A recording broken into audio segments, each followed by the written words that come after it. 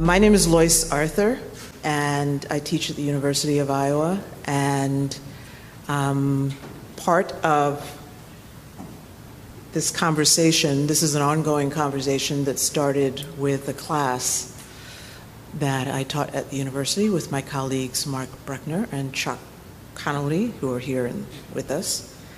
And it came out of both the mural project that I hope people are keeping an eye on, that's going up on Burlington and Clinton Streets, the Oracles project, that was a response to George Floyd's murder last summer.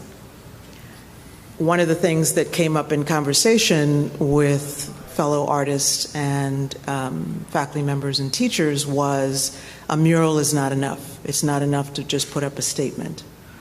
And so then we started looking at what else, what is the situation for African Americans in Iowa City, and specifically if we're placing this mural downtown among black businesses, how many black businesses are there in Iowa City? What kind of visibility is there?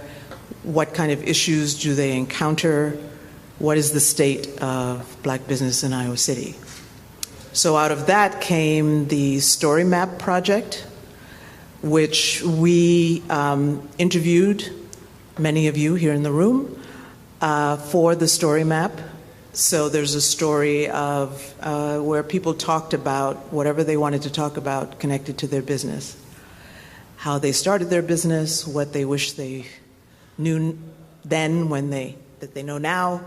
And so the QR code takes you to that map, which is an ongoing project that we will continue when we teach the class again in the spring of '22. So then also one of the things we wanted to do was to make sure that we would support what Summer of Arts has done for several years now, which is the Black Entrepreneurs Business Forum panel, and to broaden it out a little bit more. One of the things we found when we talked with business owners was they wanted to be able to network and come together at times to talk about common issues. And so that's also part of what this event is all about. So for format, so each of our guests here will talk for 8 minutes about their businesses, with a focus on challenges and successes. But feel free also to, whatever you'd like to say about your business. And that question again, what do you know now that you wish you had known when you started your business? And then we'll have a discussion with everyone here in the room, and talk about what is business, what is it like doing business in Iowa City, and what would you like to see in the future? Okay. In addition to our panelists, I want to introduce some of the folks that will be sitting at the tables for the second part of the event, which is just a networking, get-to-knowing kind of a situation. These are folks who were also involved in the Story Map project, who generously stepped up and were able to work with our students and be interviewed by them, and gave the students such a great response that they all came back extremely excited and really felt like they were connecting and getting to know folks here in Iowa City and what Iowa City is like, as well as eating Richard Rodney's food. I don't know if they got to Dunn coffee yet, DeAngelo. So we have Tasha Lard of JD Beauty Supply with us. And her business is over in the Pepperwood Plaza. Is Makis here? Not yet. Okay. Makis Johnson of Finer Streetwear Company will be joining us. Richard Rodney will be joining us of Rodney's Jamaican Jerk and Barbecue. Tracy John Sargent is with us of the Multicultural Development Center of Iowa, and has a great new project happening that hopefully you'll tell us about in our second half here. Bryson Croy from Hills Bank is not with us as yet. And Coach Emily and Coach Cliff from ICOR Boxing will be joining us.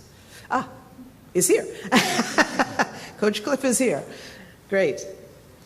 Sorry about that, I didn't realize. And Samantha McSorley from Green State Bank is here with us. Okay. So to begin, I want to introduce Candace Boateng to you, the founder and creative director of I Heart Black Business. Excuse me. Candace Smith is a young entrepreneur on a mission to empower others. Growing up in Chicago, she attended and hosted many events that celebrated individuals' accomplishments and encouraged others to aspire to achieve similar goals. Candace attended the University of Iowa and held leadership roles in many organizations, included SWE, the Society of Women Engineers, and UIAA, the UIowa Alumni Association. Her leadership allowed her to connect with people of all ages and backgrounds and learn about their experiences. After graduating, she moved back to Chicago to begin her professional career. 1 year later, she relocated to Iowa. Recalling a lack of awareness and support during college for African American culture in Iowa, Candace decided to found I Heart Black Business. Through this event production and Decor company, Candace has pushed Eastern Iowa to embrace, celebrate, and cultivate Black culture and entrepreneurship. Candace. Thank you Take it away. so much for that introduction.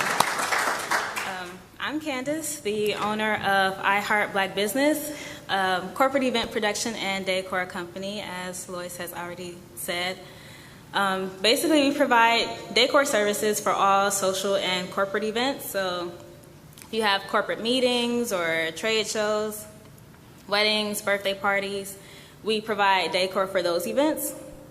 But our passion is in the event production end. So we like to produce events that educate and entertain the community while also supporting and promoting Black-owned businesses.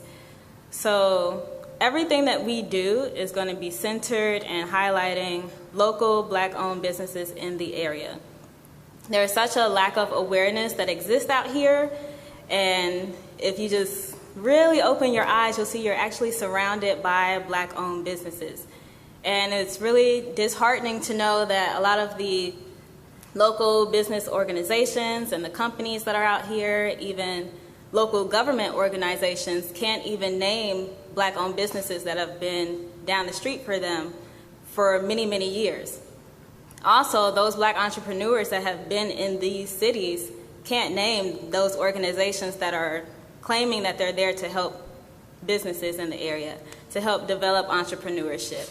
They don't know each other, so in order to help those organizations as well as the entrepreneurs, we're here to actually bridge the gap between the community and the Black entrepreneurs.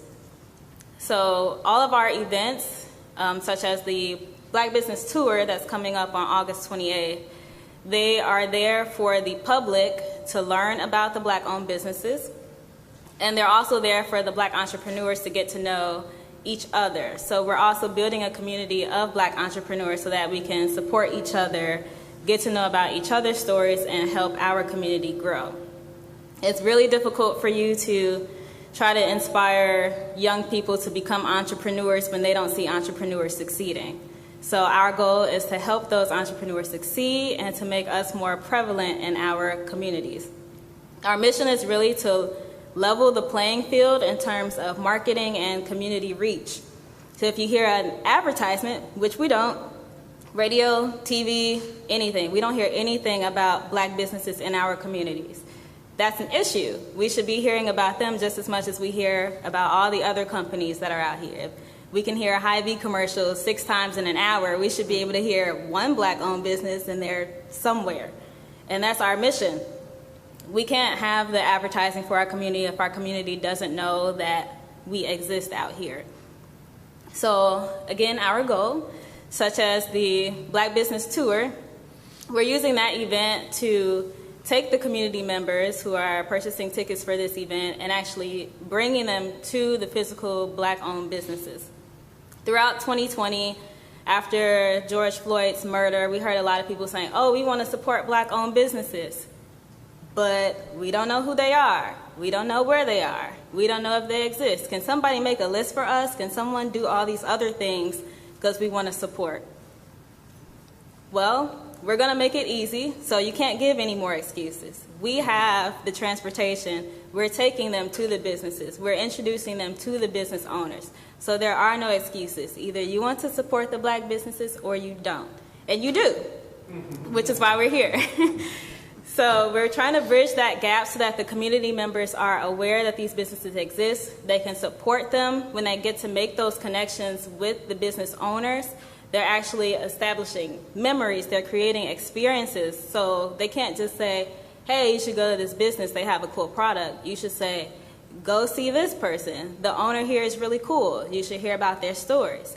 So now they're going to spend more than just 2 minutes to go look through the shelves and find something. They're actually going to go there to experience what it's like being a part of this person's journey. Now they're not just supporting the business or the company, they're supporting the entrepreneur behind it and the goals that they're trying to reach. One thing that was very common amongst all the Black entrepreneurs that I've thus far been able to meet with is that they're not creating the businesses to make a profit. They're not creating it because they love the products that they're making or that they're selling. They have this business, but the reason they're creating this business is to make an impact in their community. They're not just opening up the door, selling something, and then closing it and going home. They're all involved in the community. They're all doing extracurricular activities. I mean, it's not like a 9-to-5 job. These people are really here to make an impact. They're trying to grow the community, grow the economy, and inspire other people to improve their neighborhoods. So you may see a Black-owned business move on your block, but once they move in, it's not just going to be a shop. You're going to notice there's going to be new events happening. There's going to be new organizations being founded. There's going to be new things happening to bring the people in those neighborhoods together. And that's what I Heart Black Business is celebrating. We're highlighting the entrepreneurs behind the brands and the companies that are here, because without them and the heart and the drive that they have to keep pushing forward, even while having to battle all the trials and the hurdles that they're going through, because they do exist. Being an entrepreneur and being a Black entrepreneur are two completely different things. The journey is not the same. All the Black entrepreneurs have different challenges that other entrepreneurs do not have. So beyond just creating a business, they're also fighting these challenges on a daily basis. They're also trying to encourage other people to get in their shoes, which is challenging because people see the troubles and the problems that they're going through. And yet they're still smiling, they're still opening their business every day, they're still promoting and supporting all the other people that are out here in their neighborhoods and their communities. So I Heart Black Business is really passionate about highlighting these entrepreneurs and these businesses. We want them to grow. We want other people to recognize the impact that they have. If every Black-owned business in Johnson County shut down, you would notice. You would definitely notice. You don't notice them while they're here, but if they were gone, the whole city would be completely different. And we're here to tell you why that is. We really love that there are some companies out there. So for instance, our Black Business Tour, shameless plug, is sponsored by Green State. They're one of the very few companies that are out here that was willing to support Black-owned businesses and their growth. So we're really thankful for their contribution. But they're one of only 2 companies who even thought to believe that Black-owned businesses could grow, that they're worth being supported, that they're worth being highlighted and promoted out here. That's another issue. So we have to continue to support each other and ourselves and build ourselves up until we get to the point where other larger companies and organizations and the community members at large can regularly support and promote Black-owned businesses as well. And that's our goal. Thank you, Candace. Andre Perry, to Candace's left, is the executive director of the Englert Theater. He is a writer and arts worker based in Iowa City. His debut nonfiction book, Some of Us Are Very Hungry Now, was hailed by NPR as, quote, extraordinary, and by Forward called him, quote, a fresh American voice that demands to be heard, end quote. He was published in The Believer, Catapult, Granta, The Paris Review, Guernica, and other journals. He also co-founded Iowa City's Mission Creek Festival, a celebration of music and literature, as well as the multidisciplinary Festival of Creative Process, Witching Hour. He participated in the inaugural cohort of the Association for Performing Arts Professionals Leadership Fellows program, and later returned as group leader for cohort 3. He currently serves as the executive director of the Englert Theater in Iowa City, Iowa.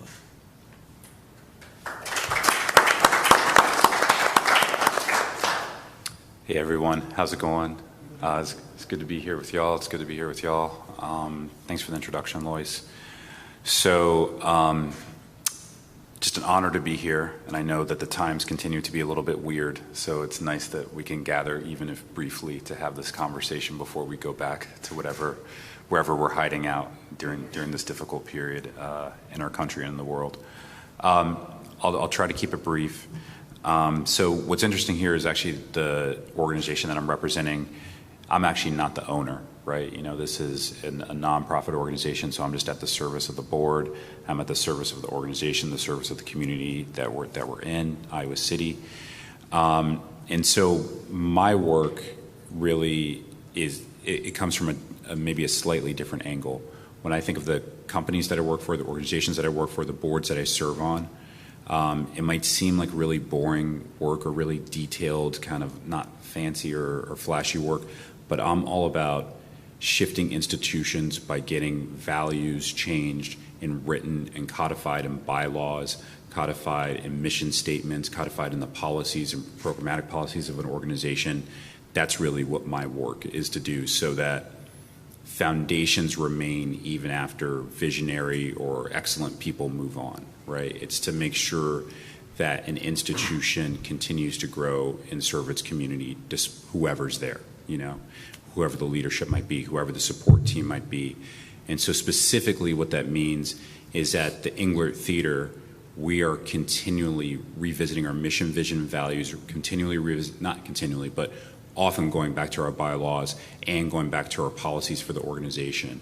And so if you see, for example, a festival like Mission Creek Festival, which is putting performers, it's putting writers on stages, supporting those folks, you know, you might see a pretty representative, like if I think about race, ethnicity, and other cultural identities, you might see quite a diversity on the stages or on the line with that program.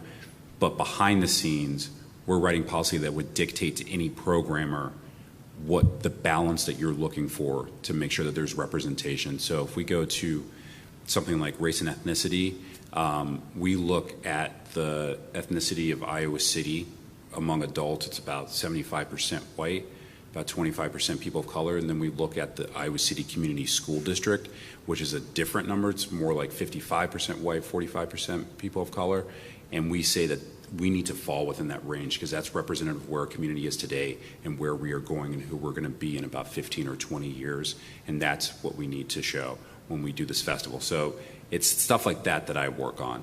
I also serve on the board for Green State Credit Union, and you know, much kudos to the CEO, Jeff Disterhoff, who I think is taking very seriously what it means to reinvest in all communities, in particular, I would say Black communities and other communities of color in Iowa, and particularly where we are right now. And as people know, Green State made an announcement. They're going to do $500 million of investment in terms of mortgages that they're going to be giving out to Black residents in their membership, right? And so that's like a great thing to like say. It's like makes headlines, it's big press and all that, but really the details are guiding Jeff, his team, and Zach Walls, who's a big part of that effort as well, in trying to figure out what are ways that we can ensure it's not just getting more people to apply for mortgages, but what is keeping people from being denied, or how are people being denied now? How can we just increase the amount of acceptance of mortgage applications that are coming through? And so all this stuff seems like super boring, and it's like really details, and it's like, how do we change how a credit rating happens, and how can we have a more holistic view of how someone might be able to support and continue to own a piece of property and grow it, or to get a commercial loan and push it forward. But that's the stuff that, just from my corner, that I believe like creates the long-term change, because you get these things codified. And so I love Jeff, but if Jeff retires or something, it means the next leader comes in, the next senior leaders who come in. These are the policies that guide how the institution works. And so it's all that values-based work where it's at. And I'll just give one more example, and then we'll move on. I also serve on the board for Arts Midwest, which is the regional arts organization, basically representing Midwestern arts organizations. And so it's kind of like a sub-organization of the National Endowment for the Arts in that sense. And the CEO there, Tori Allen, I believe, he's the first Black CEO of that organization, representing Iowa, Minnesota, the Dakotas, and a lot of other states that are around us. And they often have to re-grant dollars that are given by foundations, given by the NEA, and they have to figure out, how do we get this into communities? And again, they'll make announcements, hey, we're doing $15 million in grants and things like that, and those make the headlines. But it's that behind the scenes work of how do we make sure that it's written down in the policies of the organization so that those dollars are getting to communities that need them, whether it's into artists' pockets or into organizations' pockets, so they can continue to do the mission-based work that is pushing them forward.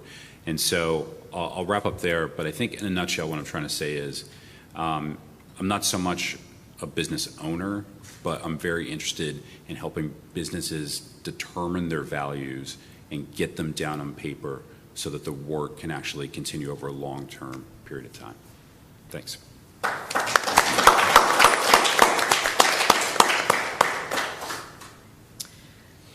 Our next panelist is Erin Mushekuru, who is the CEO of Invigorating Services in Cedar Rapids. And her statement says, with almost 15 years experience in human services field, I have the honor to learn, exercise, and practice the skills I've obtained over time while continuously growing my knowledge bank and skill set.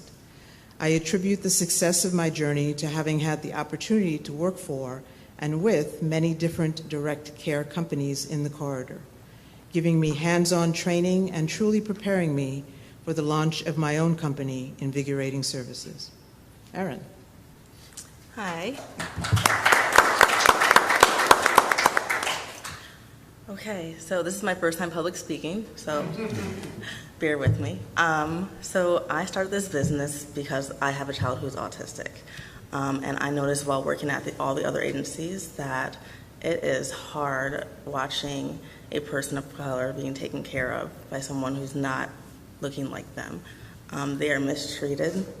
And then in the Black community, it's like, oh, they're just a little funny, and so I decided to start this business because I saw that and I wanted to make a change, and I wanted to be the change. And so I have had people who come into my services and are like, when I was at the last group home I was at, they didn't treat me with respect, and they just treated me like a wild animal.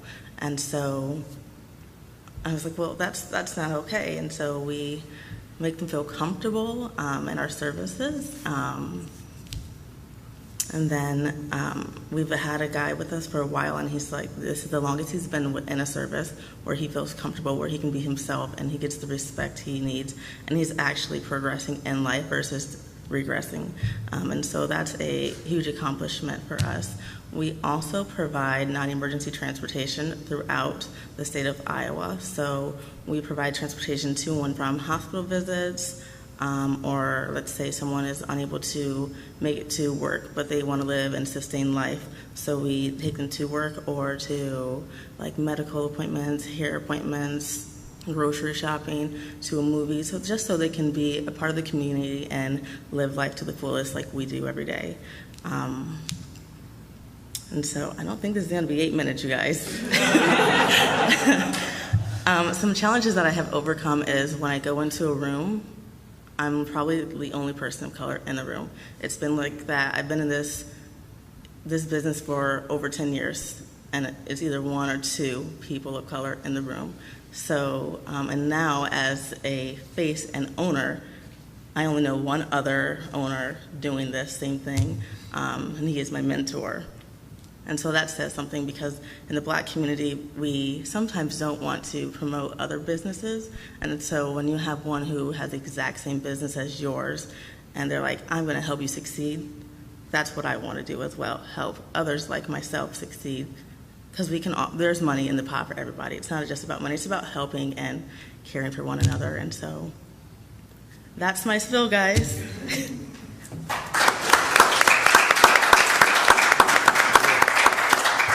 Thank you, Erin. DeAngelo Seay, Sr., is co-owner and operator of Dunn Brothers Coffee. They opened their first location in January 2018 with the help of his in-laws, Tommy and Gilly, Calcagno, who are silent partners, the one I didn't check. Their second location will be opening late fall of this year in Cedar Rapids, Iowa. DeAngelo is a 1995 graduate from Keokuk Senior High School. He attended Kirkwood Community College in Cedar Rapids, Iowa, as well as Southeastern Community College in Keokuk, Iowa. DeAngelo's major was business management, and he's been working in that field for the last 14 years. He gives glory to God first for the success of the business. He also notes their 10 children are their inspiration to step out in faith and achieve all that God has in store for them. His motto is, quote, walking in purpose on purpose, end quote.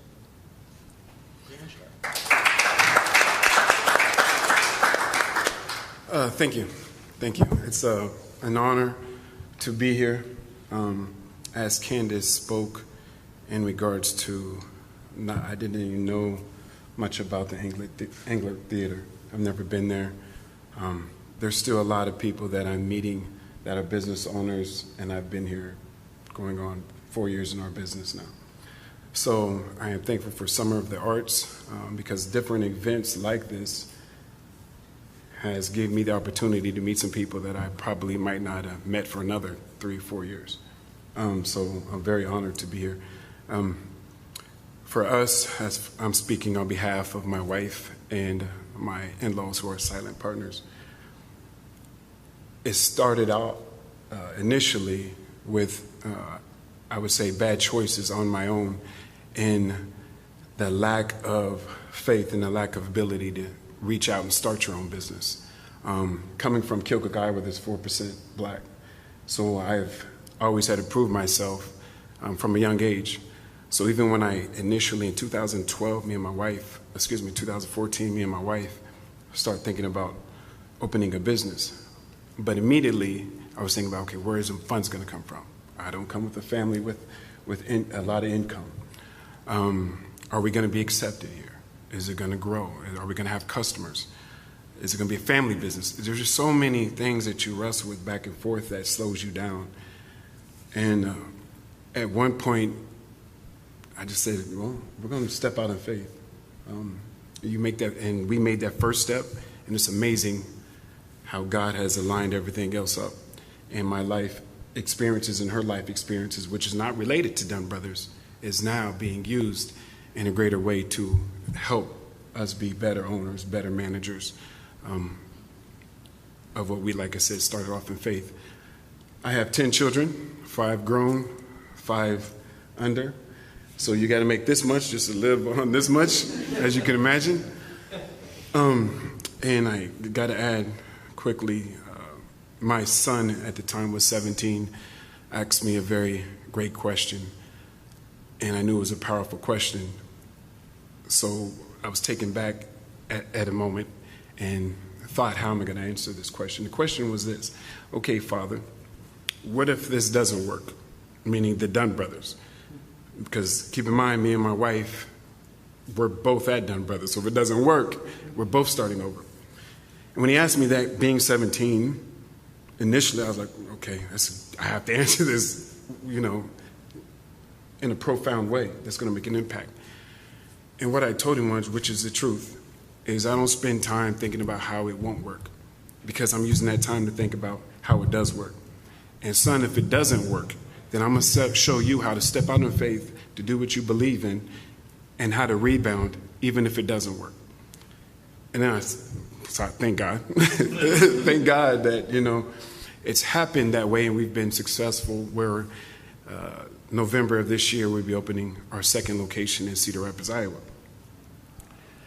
What Dunn Brothers stands for us is offering a fresh roasted coffee, fresh food. Our staple is everything is fresh. I don't look at Starbucks or any of the others as competition, because I can't focus on trying to keep up with them. I'm just trying to master and do the best of what I have. And for me, if I'm at Iowa City, I go to the Iowa City McDonald's, or wherever I'm at in the community, I go to that location that's close to there. So I don't want people to stop going to Starbucks, just come to Dunn Brothers. No, there's enough for everybody. You can have it all. But when you do come, I can promise you it's going to be great service. It's going to be great quality food. You're going to have a great experience, and hopefully you come back, or hopefully you tell a friend. We try to reach out in the community as much as possible. Thankfully, we've been able to do a couple things with the Summer of the Arts. We have our coffee at the concession stands. We do triathlons, races, held chess tournaments, art tournaments. Not art tournaments, art classes at the Dunn Brothers. So we're always thinking of ways to reach out and be supportive in the community. Through the pandemic, that was a huge challenge. My wife had a baby in January. She was on maternity leave in March, and that same year is when COVID hit. But it was also a blessing, and the reason why that is, she came back to work early because we had to lay off some people.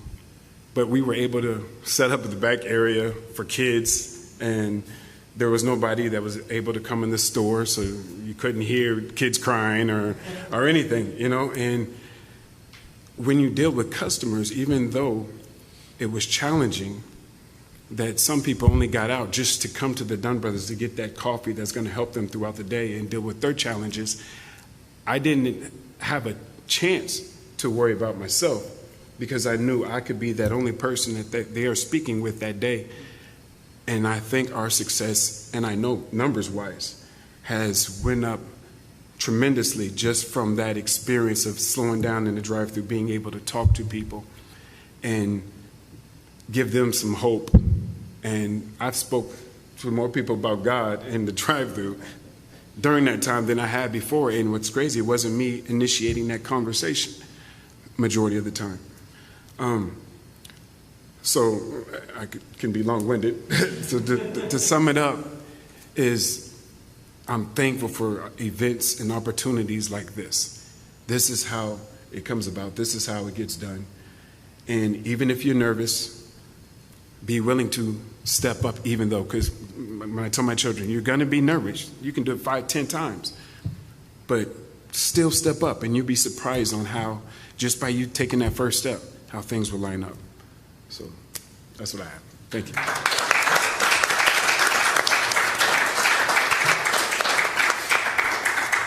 Thank you all. Thank you all.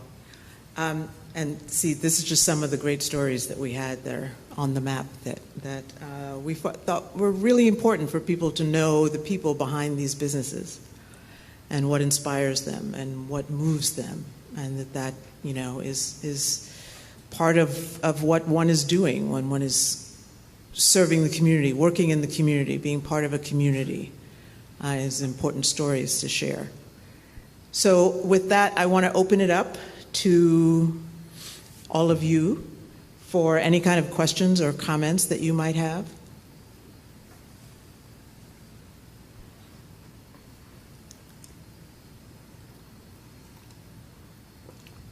Yep, go ahead, Cliff. I have a question for you. I was wondering, do you guys go out to events and set up for just having everything ready for people at different events all over?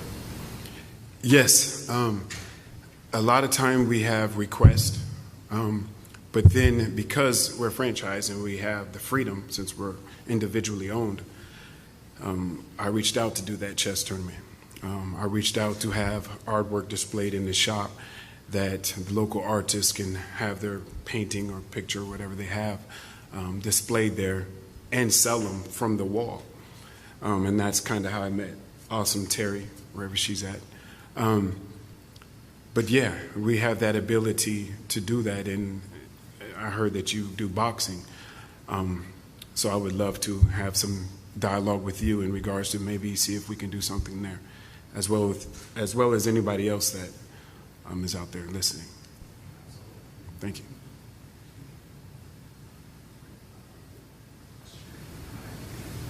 One of the things I wanted to mention also is that there are almost 100 businesses on the story map and the ICCD project website across Johnson County.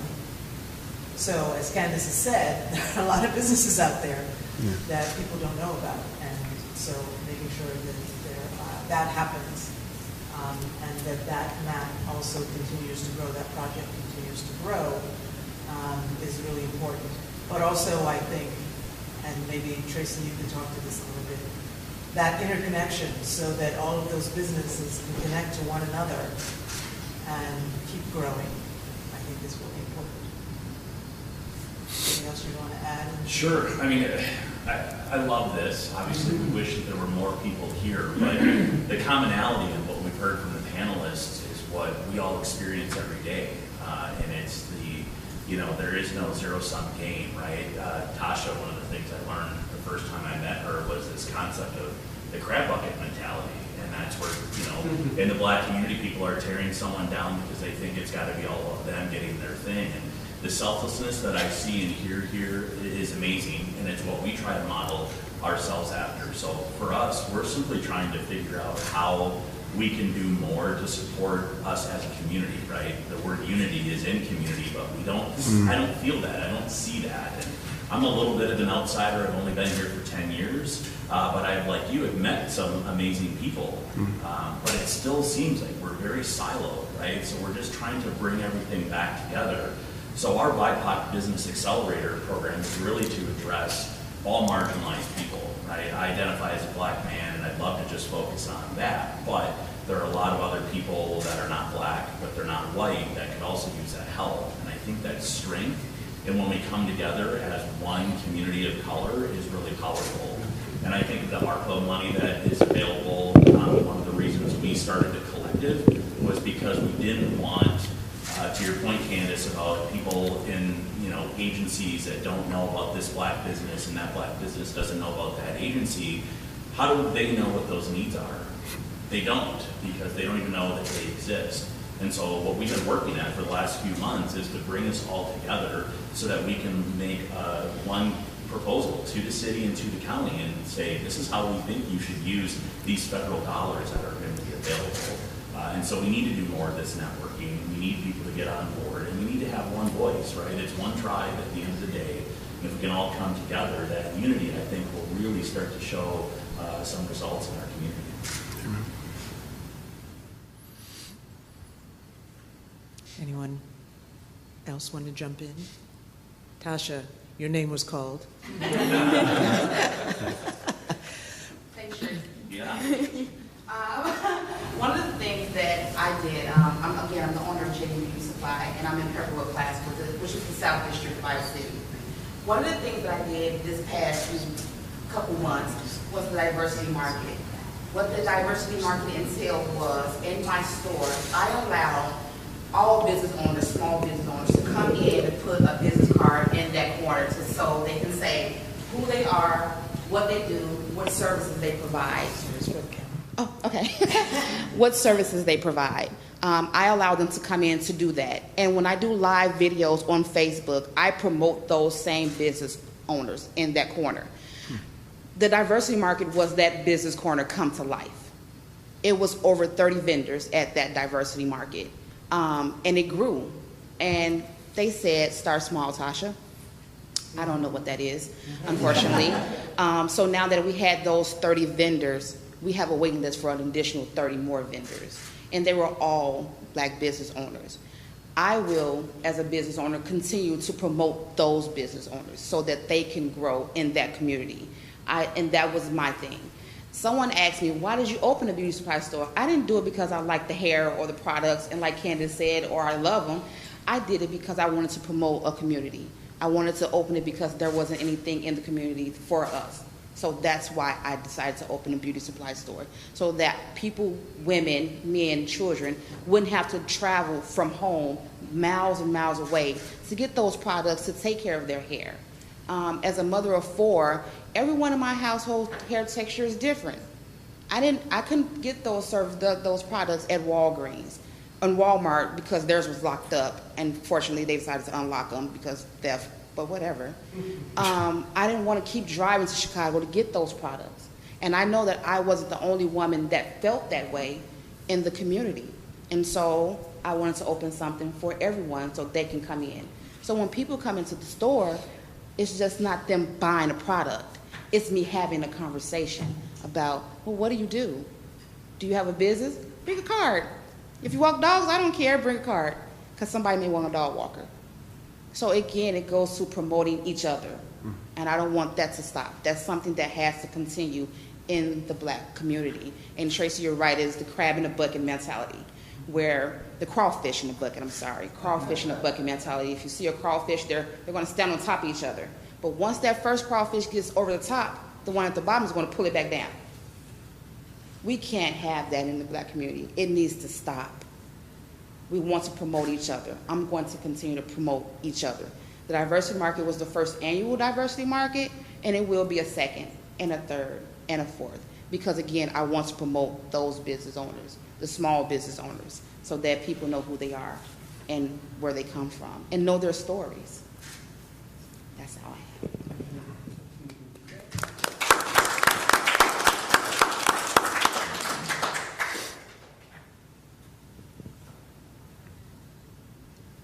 Panelists, or anyone, where do you see the future for Black businesses in Iowa?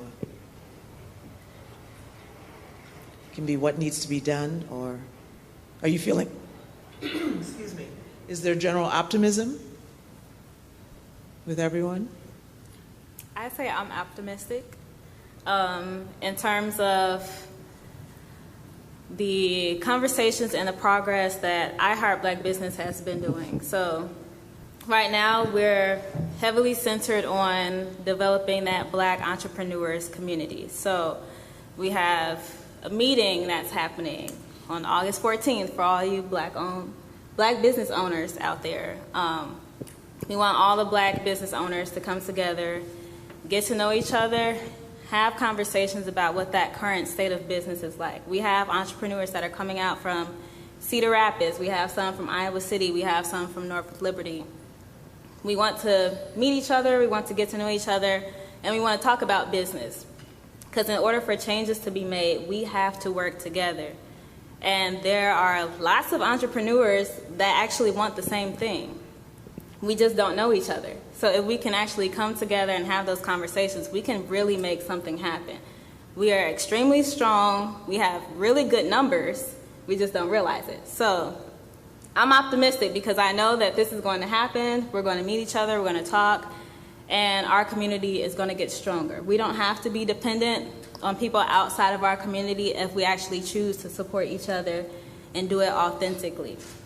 And I believe that's going to happen within the next year. So I'm excited to see what all of our communities will look like across Johnson County and Cedar Rapids in the next year, because it's going to be different.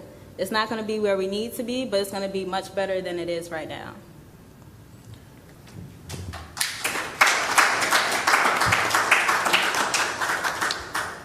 I am very optimistic as well.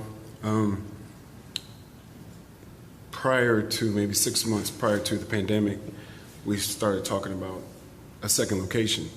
And then if people can't go to restaurants, why would you continue to go in that direction? Why not take it safe and sit back and relax? We'll see what happens and then go from there. But the ball actually started rolling during the pandemic. So if we're opening up in November and there's so much work ahead, which is about 2 years on average, we still stayed optimistic, staying on path to do what we believe that God is telling me to do, and she ended walking in purpose, on purpose. What that means is being intentional. In order for us to grow, we just have to be intentional. And I think some growth can also come, as me and he was speaking, in regards to us getting together. It can be smaller, venues just to keep something going.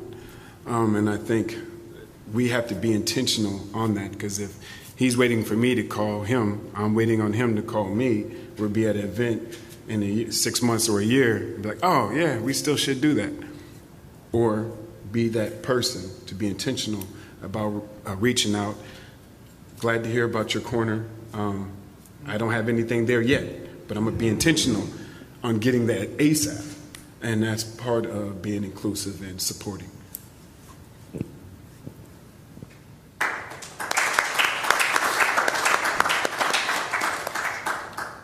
I would say that I'm cautiously optimistic.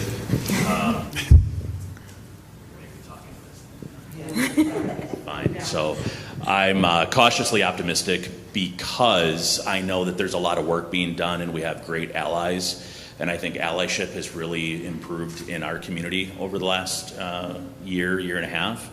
However, I still see some organizations that I think are fearful of not being relevant if they allow Black-owned businesses to take the lead. There are still some organizations in this community that want to continue to be the one leading, or at least being the one representing the needs of the community, but they're not close to the problem. And I think that the solution to the problem is usually identified by those that are closest to it. And so I think the Black community can, take that lead and be the ones to decide how we're going to use, these funds, what is actually needed to support these Black-owned businesses, and not be so dependent on some of the legacy organizations that have positioned themselves to do that. So I think if we all come together and we show that strength and that unity, I think that's where we'll start to see some change. So I'm cautiously optimistic that that will actually happen.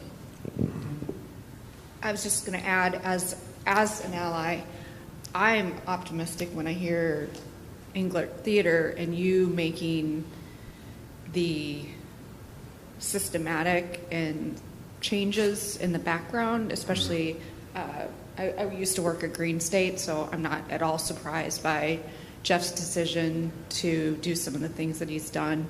But when I hear you saying that you're making the changes in the bylaws and so that can continue, to me, those are the types of things, allyship, that has to change so that we can better support communities of color. So yeah, that's all I was going to add on the allyship. And I'll just add that I've seen an increase in people being willing to leverage their privilege. I think of Travis, who's not here, and Mark, and the rest of the people that put this program together. They've stepped up, right, and they leveraged their privilege to really help the rest of us so that we can have a voice and not have to ask for permission, right? So I appreciate them using that platform, but we need to see a lot more of that. We need to see people using their privilege to make these changes. Pass that to Cliff. I think, Cliff, you have a relatively new business.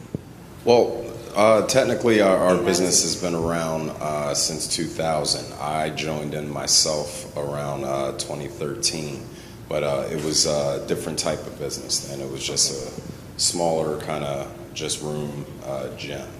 But I had a vision that I wanted the gym to grow and expand out to everyone and make sure that everyone loves boxing as much as I do. I'm from Philadelphia myself.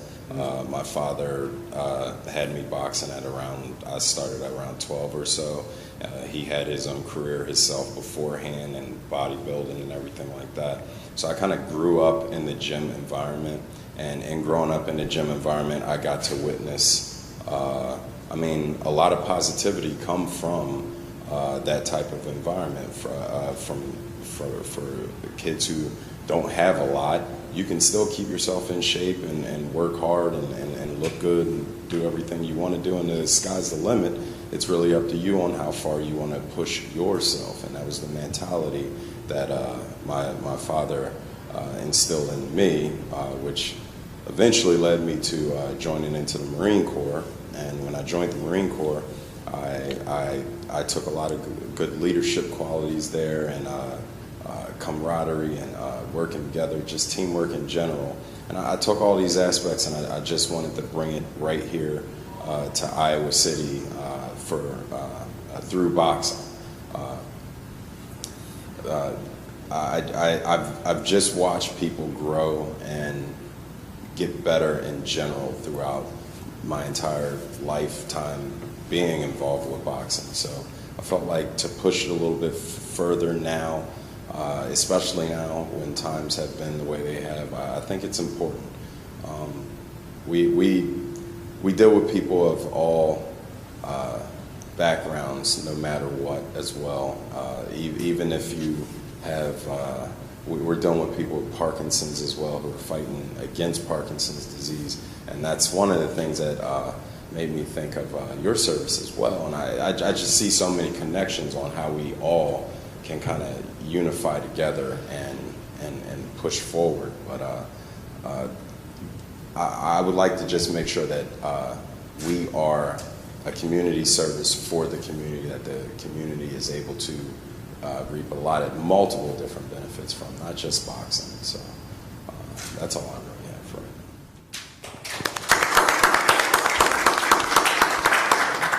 Thank you. So I'm really not a speaker. I rarely speak, but just due to the way this setting is very intimate, my name is Michael, and I support my wife with I Heart Black Business, and I support every other business here too. And to be frank, I think I've been to all the businesses out here. I love your breakfast sandwiches, by the way. Because of that. Phenomenal businesses out here, phenomenal, A+++ businesses, and there's as Candace and the rest said, there's no reason that these businesses shouldn't get airtime, and everybody else shouldn't know these businesses just as much as the other businesses that are domesticated within our minds. And so I just want to say that, I know. Excuse me, what's your name again? I'm sorry. Loyce. Loyce. I know Loyce said, the hordes are coming in later, but I don't think I don't think that should be the central focus of this. I think at the end of the day, what we're doing right here, regardless of the numbers, is very powerful, and it touched me because unity amongst our people is so important. Some people like to say that things happened so long ago, but I have grandparents and I have people that remember how things were just a couple years back to me, and they're still alive. And I'm just so proud of the successes that we have been able to come up as a people and that we still do as a people. So numbers don't matter to me. It's the inertia, it's the thought of, getting that coffee and coming here and supporting Black-owned businesses through all that we've been through. I was just taking a survey earlier about the Tulsa, Oklahoma riots, right? And I found out that most people didn't even know that the riots occurred throughout, most of their lives. Most people, at least within my age group, only found out about that during college, But this is something so devastating. It's like the whole of Chicago getting burned to the ground. How can this not be part of the history? You know, a successful Wall Street, a black Wall Street being burned to the ground, you know. And so things like that have happened throughout history, and, you know, these are certain challenges, you know, and right now in our geographical location here in Iowa, black businesses are facing challenges, and I feel touched that we always overcome, and you know, we have that the things are dying out, you know, even with the crab in the barrel mentality. At the end of the day, you know, older generations are, you know, that's why I feel hopeful, because older generations, they're gonna die out, you know, and the kids, I look at the kids and what do you would call them, Generation Z or whatever, they're different from me, they're different from us, you know, and the way they're gonna come up, their mindset is gonna change, you know, even with this cryptocurrency and all that's going on, like things are gonna flip 360, you know. And so just keep doing what you're doing, and you, I believe that what's going on right now here in the Midwest, you're trailblazing something. You know, it's not as you know, dominant as what's going on in probably the West or the East, but we're still trailblazing something, and we're putting our names on something. And at the end of the day, networking.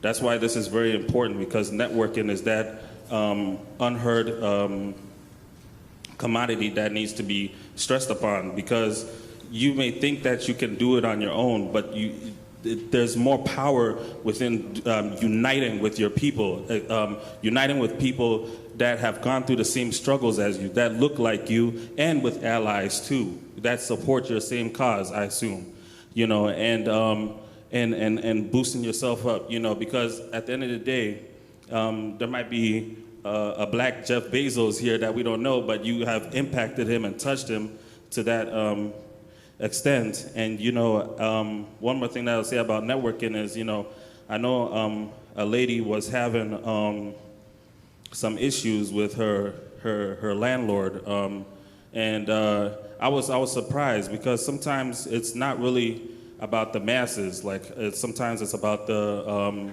nucleus, you know, it's about the nucleus that affects the masses, you know, and sometimes, like, I was quite intrigued by how within some of the greater establishments within I would say the white community, their networking was very tight. I thought it was very sparse, or it was spread out, but actually it was just one or two, three people that called the shots for many people. And I found this out, and I was very intrigued by it. So sometimes it's not about, you know, everybody. Sometimes it's about, you know, the people that have the same minds, that want to network and that want to come together and that want to build something together. So even the force of just you four up there can impact millions, just the force of you four, you know, and so I just always want to, you know, to have that mindset. Sorry for being long-winded. Thank you.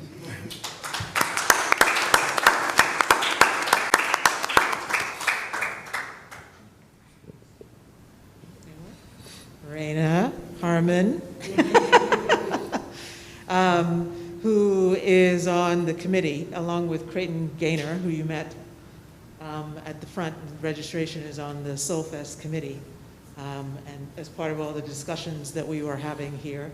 Did you have a comment? I wanted you to also talk about growing your business on the internet. Oh, sure.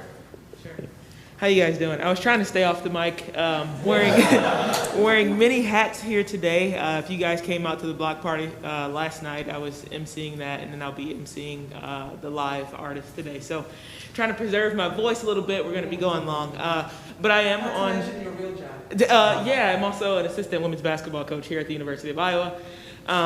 Serve on the board of the Summer of the Arts and with the Soul and Blues Fest Committee, and I am CEO, entrepreneur of Unified Ballers, which is an athletic sportswear company.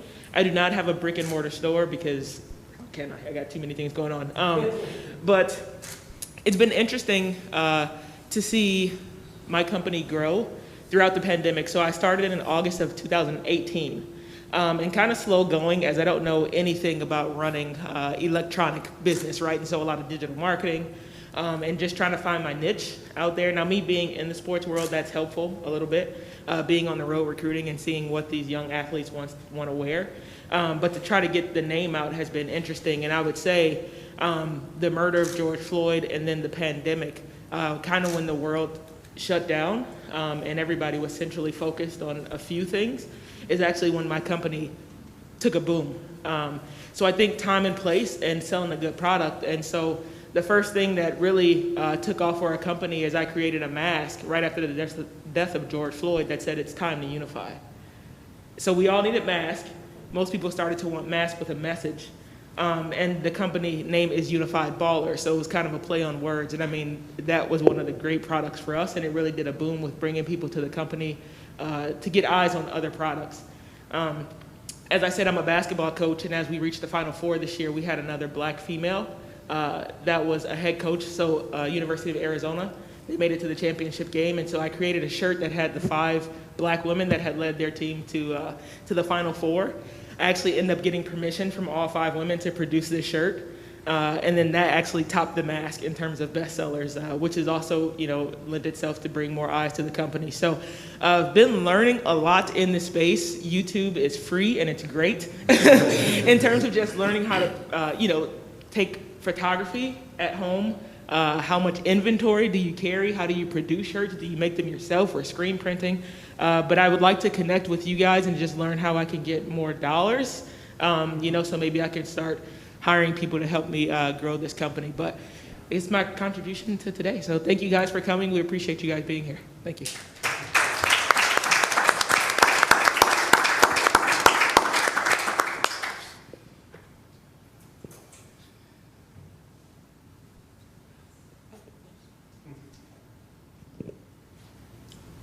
I'm so excited to be here and see all these beautiful faces. I have the pleasure to have very deep conversations with many of you. And my name is Miriam Alarcon Avila. I'm an immigrant, Mexican immigrant. I'm a visual artist and a photographer. And I joined the class when Loyce, Mark, and Chuck, and I really opened my mind. The fact that I immigrated here to Iowa back in 2002. I love to say this story because it's really a marker point in my life. We arrived in the Martin Luther King morning, my kids and I, to pursue education. And when I came and started to walk through the University of Iowa streets, I find out that the school was not having classes. The many government organizations, they was closed because they was celebrating this incredible life of these incredible, amazing men, black men. But when I start to walk through Iowa City and I start to look around, where is the color, where is the black? I could not see it anywhere. I was amazed that this very progressive city was lacking of color. As a Latino immigrant, I experienced many adventures of discrimination, just like black people. And through these adventures, I learned to unify with my brothers and sisters and start to work in giving voice to immigrants, to minorities. And having joined this class and hearing the adventures of all of you and see the incredible, powerful stories, the great courage, love, commitment. Many of us were working more than one job and we're still fighting for have a place in the table. I just wanna say, everyone, I'm very optimistic. I'm very optimistic because back in 2002, when I get here, I don't see any color. Today, I'm seeing a lot of color. And that is so beautiful beautiful to my eyes and beautiful to my ears. And I want to remind all of you that in your Latino community, you have brothers and sisters. We pass for the same issues, we lack the same things, and we can help each other. So I'm so beautiful, thankful to see all of you. Thank you so much. Thank you so much, Loyce, Chuck, Mark, Travis, to open my eyes to a reality that is much beautiful now. Thank you.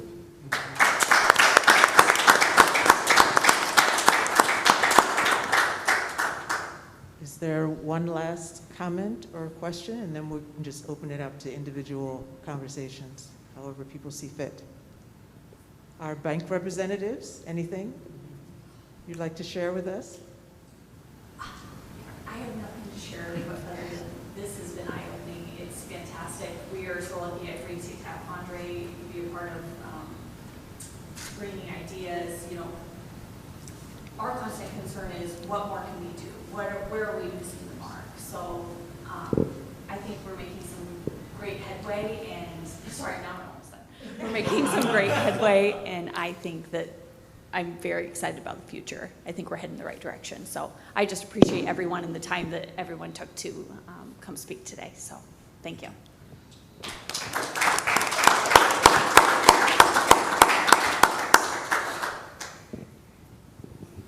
Okay, so thank you all very much. Thank you to our panelists. And hopefully we'll have a little more conversation here. One of the reasons we were passing around the mic is because this is being filmed, so we will be able to share it with others and keep the reach going. So as I mentioned, we want to continue to grow the Story Map project and use that as a resource for people to connect to one another. And I'm already thinking, and I think my colleagues are probably also thinking of more ways that this can be even more interactive and more of a networking and a service site. And I know Tracy John's site and business also is very much about connecting and networking, and you heard from Candace. And so we just also need to keep pushing that part of things as well. So thank you all for coming.